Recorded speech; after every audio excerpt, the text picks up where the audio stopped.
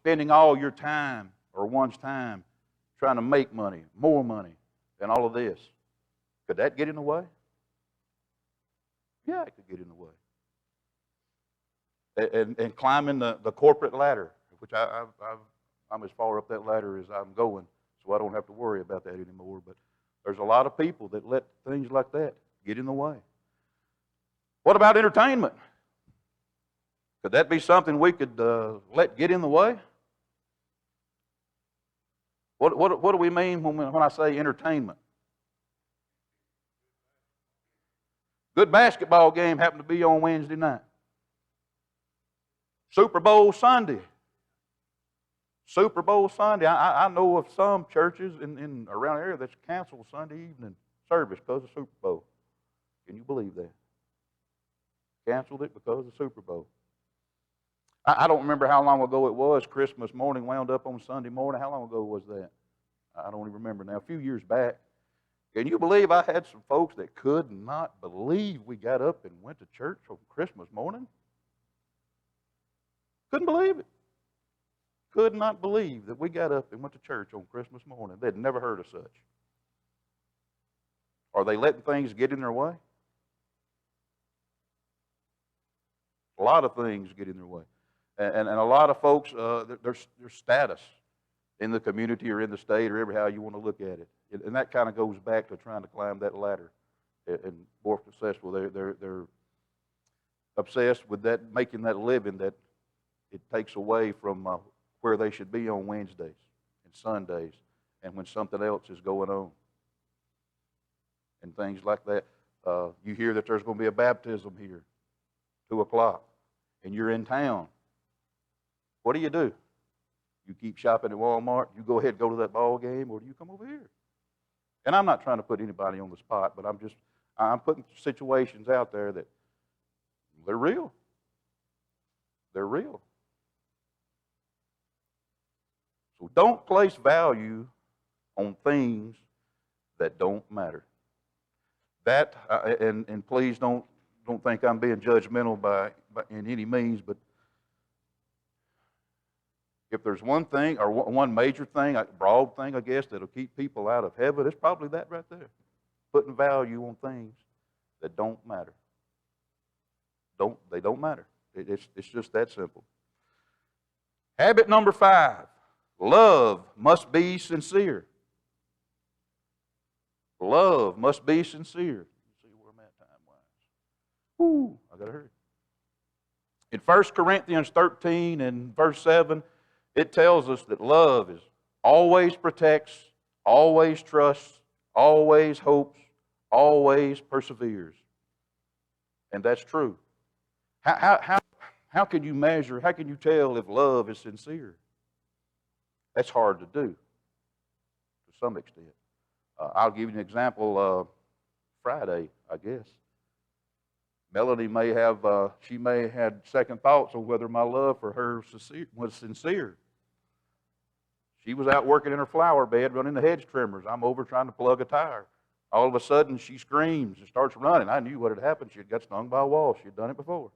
So what do? I just keep on fixing that tire. About 15 seconds, you know what happened? Boys come out the door and said, Daddy, Mama's nearly cut her finger off. So I had to go back in there, and then we spent the rest of half the day getting stitches in her hand. But it wasn't because my love was sincere. I thought I knew what was going on, and that was wrong. But let me give you a story here, and I'll try to go through this hurriedly. The author talks about, and when they're talking about this love being sincere, it doesn't mean it's necessarily directed to someone you know or someone living in your house. But let me give you this experience he had. Said a few years ago, I cashed my paycheck at the local credit union as usual. When I got home, I discovered I had an extra $100. I recounted the money, then I checked the receipt. The teller had entered the correct amount on the transaction, but had inadvertently given me an extra $100. There's no way anyone would know that I had received an extra $100. Instead of feeling joy, I felt fear. Not fear that I might be accused of stealing, but listen to this, fear for the teller that had made the mistake. I knew she was someone God loved, and at the end of her shift, she would be short $100. I returned to the credit union, waited in the same line to go back to the same teller. When I got to the counter, I showed her the receipt and returned the money. In Ephesians chapter 5, Paul says we should walk in love by being imitators of God. We need to love other people as much as God loves them. By demonstrating God-directed love for the teller and returning what was not mine, I may have prevented her from losing her job. Little acts of God-directed feelings can go a long way to bless others. Now, replay that scenario in your head, how many times that could happen and how many times you think that would happen. Somebody would go back and make it right. Unfortunately, that's kind of turning out to be a sad situation, because in today's society, that happens, in my opinion, very rarely, of folks doing things right. But he did this not necessarily because it was right, because he was afraid of what was going to happen to her. And I'm assuming didn't know her at all. So that's the kind of love that it talks about. Love must be sincere. Habit number 6, and I don't know, let me see how much time we got left. 10:08. This is going to be a long one right here, because this is the one I struggled with for years. Habit number 6, don't repay evil with evil. Don't repay evil with evil. Is that hard to do? Sometimes. A lot of the times it is. Don't repay evil with evil. This habit is explained in Ephesians chapter 5 as walking in wisdom. Realizing we are filled with the Spirit, we can avoid behaviors such as drunkenness, filthy language, and coarse joking. Christians simply cannot drink excessively with their non-Christian buddies and engage in coarse conversations with them.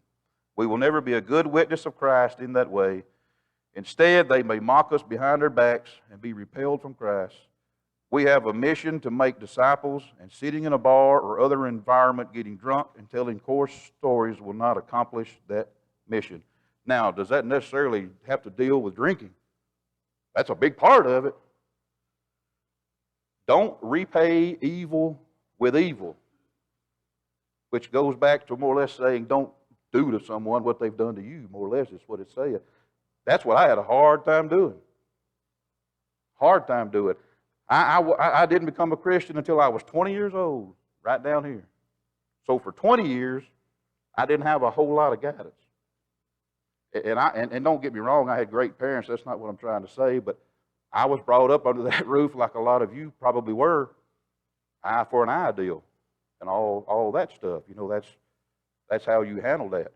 And that's kind of what I was taught. And it was hard for me to change all this. And I'll give you an example of how early of age this started. My grandpa was the janitor at Wheeler School for, I don't know, over 30 years. I don't even remember how long now. And when I started the first grade with this lady sitting right over here, in 1975, 76, I'm not even sure, somewhere. I'm telling on both of us, Miss Thompson. Been a long time ago. But I had always stayed with grandmother all by myself, never been around kids, so here all of a sudden I'm thrown in with 40 kids. I don't know. I don't like it. Don't like it at all. Want to be at home, don't want to be around them. And guess what happens to old Todd? First week, and if I call this name, you'd know, Miss Thompson. Got beat up about 3 days in a row. 3 days in a row.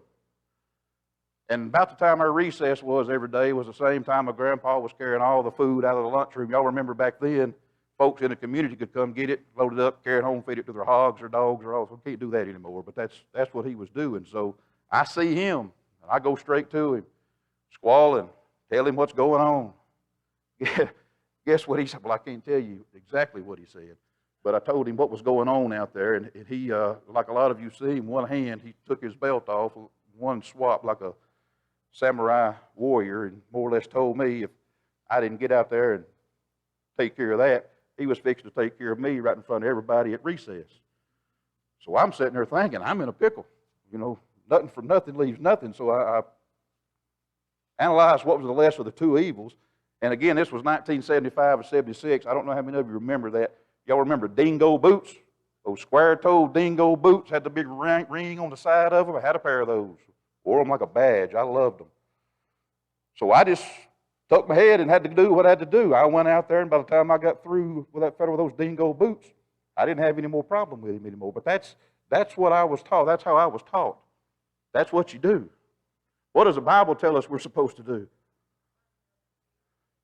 Forgive them. How many times? 7 times 70. But I didn't know that.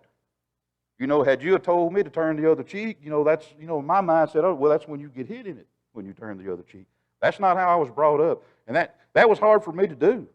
It was the hardest thing that I've ever had to do. And now that I've got a job that I deal with 600 people a day, from 5-year-olds to 18-year-olds to parents and all kind of stuff, it's hard for me to do. I have to sit there and just, like they tell you, count to 10. And cool down. Last day of school, last week, last day of school. Last day the kids have been there. They've been there 179 days. This was day 180. And I had a parent come in, and guess what she said? This has been going on all year. This is the first time I've seen her all year now. So she led into me, telling me what she thought of me and all this, that, and the other. And it was all I could do, just to sit there. But I remember reading something years ago, and I don't remember where I read it. It was an old Chinese proverb, and I've tried to put this in practice, and it said, anytime you see a man arguing with a fool, you see 2 fools arguing. And think about that. That's true. So I've tried to put that in practice ever since the business I've been in, and I've had to listen to a whole lot. But I convinced myself, don't do that. They'll get over it, let them vent a little bit, and they'll be on out the door. Which leads to habit number 7, live in harmony with others.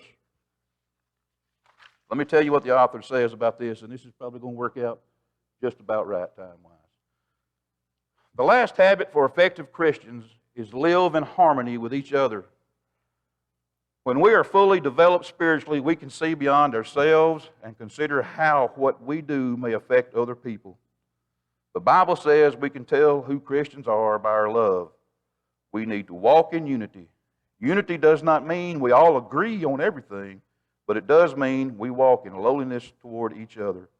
Considering the worth of the other person, we need to be long-suffering or patient. If we have to forgive someone 70 times 7 on the same day, what is wrong with that? Jesus would do the same for us. We need to have a gentle spirit toward other people. That Jesus is a great example. He is God, but always puts others first.